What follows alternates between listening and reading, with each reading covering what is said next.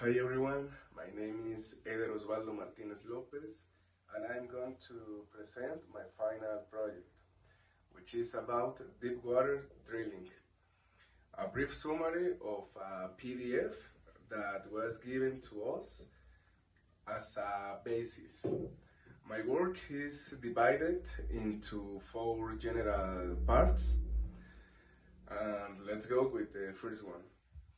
The first topic is Deepwater riser drilling technology, where it's mentioned that there are 4 types of equipment.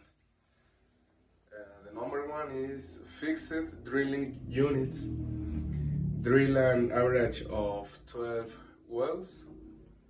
Some has all the components and some need the help of a ship. They are used in water depths of up to 100 meters. The other is mobile drilling units, divided into 5 types: submersive, semi-submersive, jack-up, drill ships, and tension leg platforms.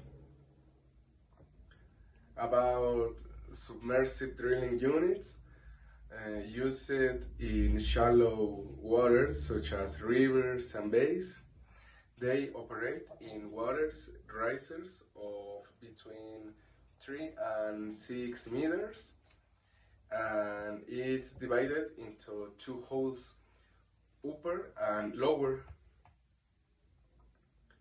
About jack-up units, used in risers of up to 90 meters, wave height from 6 to 9 meters, and winds of more than 120 kilometers per hour. Well, now submersive platforms with anchor system. It is divided into 2: semi-submersive drilling units that operate in waters over 500 meters, and the unit is held by anchors on the seabed. They are subject to harsh conditions. Well, now drill ships, used in waters over 350 meters. It has greater mobility than the other units, but the problem is the weight. It's only used with small waves and weak winds. And semi-submersive platforms with dynamic positioning. We divide this topic into 4 parts. First, dynamic positioning units. It's a technique for maintaining a position based on computer-controlled thrusters. A transmitter located on the seabed sends a signal to a satellite, and this in turn retransmits it to the computer located on the platform, taking into account the forces of wind, waves, and ocean currents tending to move the vessel. At greater depths, dynamic positioning is easier. It is used in water risers of more than 2,000 meters. Now, tension leg platforms. Tension leg platforms, TLPs, have been developed to generate the economic potential of new discoveries in the deep water fields. It is used for drilling in water with a riser greater than 600 meters. And the last one, spar buoy type mast platforms. The technology of a spar buoy type mast platforms is relatively new in terms of its application in development of deepwater fields. Now let's talk about oceanographic parameters to consider for the selection of semi-submersive platforms. The most important oceanographic parameters to consider include the characteristics of ocean currents, water masses, density, and temperature, tides, wave formation, winds, dangerous weather conditions, and energy aspects. Now we are going to talk about submarine head systems. The components of the submarine head are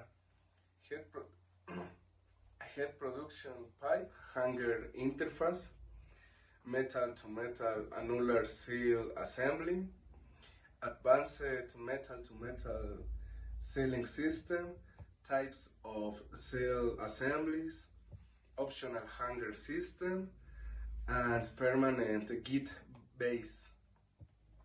About the operation, generally the drilling pipe is used as the mechanical means of installing the head to the civet. However, the use of special equipment and tools operate in a single trip is also indicated. This procedure facilitates the installation, selling, and testing of the equipment.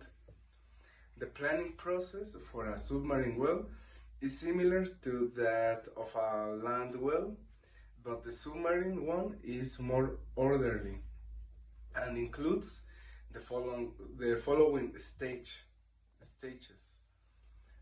Information collection, determination of formation and fracture pressures, determination of the setting depths of the casing pipes, determination of well geometry, completion planning, design and selection of drilling fluid, selection of drill bits, casing design, casing cementing design, drilling string design, and drilling equipment selection.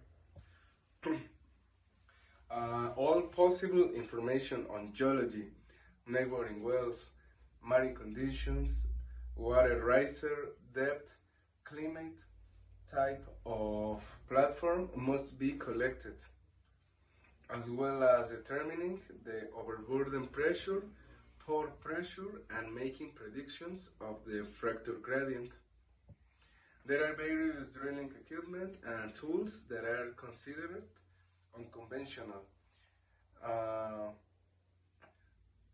Unconventional equipment and tools are the motion compression system, marine riser system, marine riser tensioner system, git line tensioner system, and special installation tools.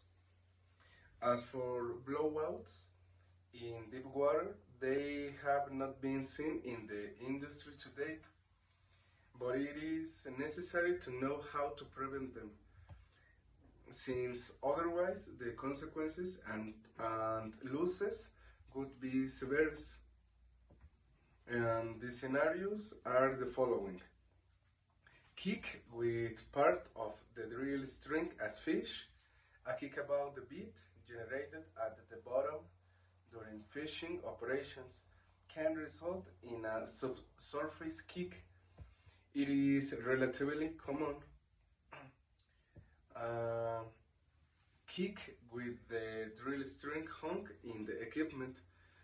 During a severe kick with the drill pipe, a breached subsurface kick may occur. Kick with drill pipe cut in the preventer stack. A kick with the drill pipe cut in the preventers can result in another kick. And the last one, kick during drilling. The drill pipe is the most feasible flow path for a kick while drilling, based on examples of cases that have occurred in the Gulf of Mexico and onshore. This is the most common of all surface drilling kicks. Now the second topic, control systems. It is divided in 5 types. First is direct hydraulic. It is the simplest. The actuation of a device on the surface panel generates the pressurizations of a fluid that will transmit the pressure through flow lines, acting the underwater hydraulic actuator. This system is used in applications where the control distances are relatively short, usually less than 3,000 meters. The second, hydraulic with pilot valves. It's used at distances of around 4,500 meters, where the hydraulic control fluid is pumped from the surface through the umbilical line to a control pot on the tree. In this system, the components are activated by sending a hydraulic signal to the pilot valve, which opens and allows the fluid to travel from the supply line and accumulators to the select component. 3. Sequential hydraulic. The sequential hydraulic control system has accumulators and underwater valves, but the size of the umbilical is significantly reduced compared to the direct hydraulic system. The disadvantage of this system is that it's fixed and cannot be changed. 4. Electrohydraulic. The electrohydraulic control system is similar to the hydraulic control system, except that in this system an electrical signal is sent from the surface to the solenoid valve on the seabed, which supplies pressure to the hydraulic pilot for the other underwater control valves. The advantage is that being an electrical signal is faster or almost instantaneous, but it is more expensive. And 5. Multiplexed electrohydraulic. It is the most used of the electrohydraulic controls and is an improved version of the electrohydraulic system. It's capable of controlling a large number of components quickly. Now, hydraulic control system components. Surface equipment on platform, hydraulic power point, control panel, battery bank, accumulators, hose reels, and from the intermediate or subsurface equipment, submarine hose assembly, clamping fixtures, and from the submarine equipment, control pod, valves, pressure regulators, actuators and blowout preventers assembly, submarine accumulators, and electrohydraulic control system components, surface equipment, control room, master station, hydraulic power unit, umbilical line reels, electric power unit, umbilical lines, um, submarine equipment, submarine computer, power supply, submarine junction box, submarine control modules, and critical submarine components, electrical connectors, sensors, hose and hose bundles, electronic circuits, materials. Material costs can be high, but they are nothing compared to the damage that corrosion can cause.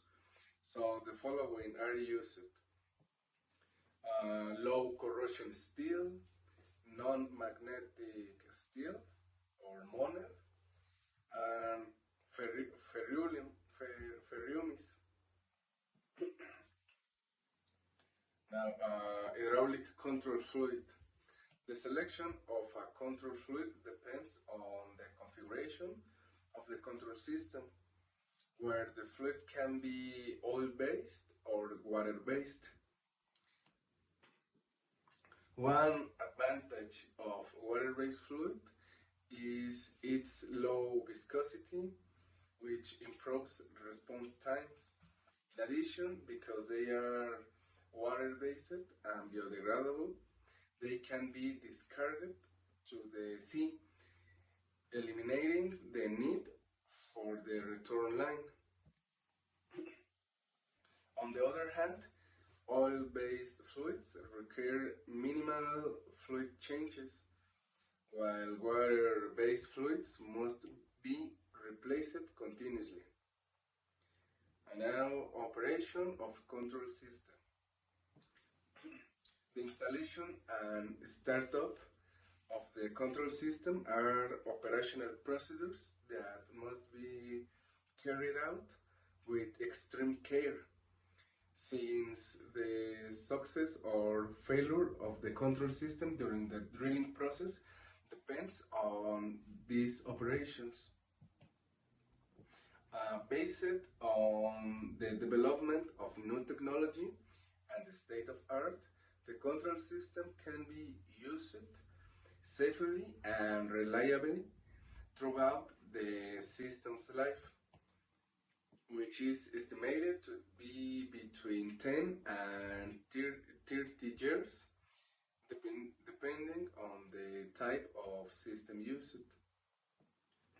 To choose our control system, we can analyze it based on parameters such as distance between transmitter and receiver, number of units to control, system reliability, economy, main components of the systems. Topic 3, drilling, completion, and repair risers. A marine or drilling riser is a vertical pipe that connects the well to the surface, transports fluids, and prevents fluid contact with the marine environment. It is an expensive and special pipe because it must withstand sea conditions, waves, and vibration, and must be handled with care. It is composed of riser body, riser joints, telescopic joint, flexible joint, riser connectors, riser tensioning system, feeding valve, riser lower assembly, choke, keel, and auxiliary lines, and accessories. There must be an operational manual for the riser system, which indicates the pressure ranges, operating limits, inspection, maintenance, and emergency procedures. About completion and repairs riser system. Completion and repair risers are used during completion operations to install and remove the production tubing, hanger, and subsea. The completion risers consists of tools for installing the production tubing hanger, sealing media inside the blowout preventer assembly for pressure testing, intermediate riser joints, tensioning system, surface tree, and the repair riser consists of tools for installing the tree, preventer for the steel line or flexible pipe with the size and configuration required for the vertical re-entry, intermediate riser joints, tensioning system, surface tree,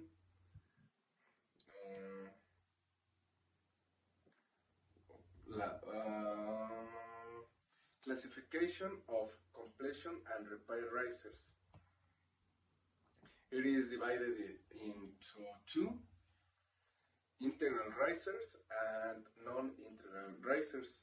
Integral risers is divided in jacketed risers and unjacketed risers, and the non-integral risers is divided into drill pipe risers and production tubing risers. Some critical riser operations: riser disconnect from the tree and emergency disconnect. About riser analysis theories, we have static analysis, equations for laterally loaded beams, and mechanical stability analysis. And dynamic analysis, we have variation over time, lumped mass model, finite element method, frequency domain analysis, and time domain analysis. Fatigue has been considered as a possible failure mode for risers. Recent research has been carried out on fatigue life estimation for riser systems. About drilling riser design, the design of a drilling riser begins with an evaluation of the expected operating conditions and engineering analysis to establish parameters such as tension, bending and stress, buoyancy requirements, riser length, water depth, dimensional requirements, internal pressure ranges, and handling and storage conditions. Then the data for the design and selection of the riser is raised. Then the recommended limits for the design and operation of above riser parameters are established based on engineering principles. Subsequently, the riser analysis is carried out considering the previously described analysis and selecting the structural model and modeling conditions. Finally, the effective tension and riser length are determined. Completion and repair riser design. Specific design considerations for completion and repair risers include force radio, water depth, pressure and pipe range, internal diameter, pipe configuration and spacing, steel line restrictions, dimensional constraints, control line or umbilical requirements, operating time considerations, and operating life. The most important parameter to consider is the draft, since once this is known, the most suitable type of completion and repair riser for that depth can be determined. Well, let with last one topic, that is deepwater riser completion and repair technology. About subsea trees, one way to classify subsea trees is by the arrangement of the control valves in the valve block. This results in two categories, wet trees and dry trees. Wet trees have the control valves submerged in the wellbore fluid, while dry trees have the valves isolated from the wellbore fluid. And wet trees can be classified according to a variety of characteristics in combination, such as water depth, flow line installation type, TFL and non-TFL, repair equipment used, valves and control system. Components of subsea trees: tree connector, tree lower ends, valve block, gate valves, subsea actuators, subsea choke, flow line connection system, tree cap, reconnection spuds, tree frame or protective structure, tree tubing, tree to wellhead connection, and subsea tree installation. The subsea tree has three main installation tools.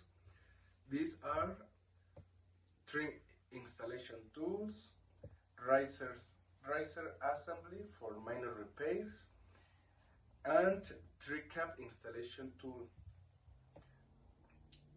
The tree can be installed with drill pipe or connected to the marine riser preventer assembly. Now, areas of major deepwater activity. The areas of major deepwater activity are the North Sea, the Campos Basin in Brazil, the Gulf of Mexico, the Indonesia and Jakarta area, the west coast of North America, the Sicilian Sea, the Persian Gulf, the Mediterranean Sea, the New Zealand Sea, the west coast of Africa, and the west coast of Africa. Seal types. The production tubing, hanger, annular space seals isolate the hanger from the casing annular space. There are three basic types of seal types. Elastomeric seal, metal to metal seal, and a combination of both. And well, this is a brief summary of what has been seen throughout the course, and thank you for your attention.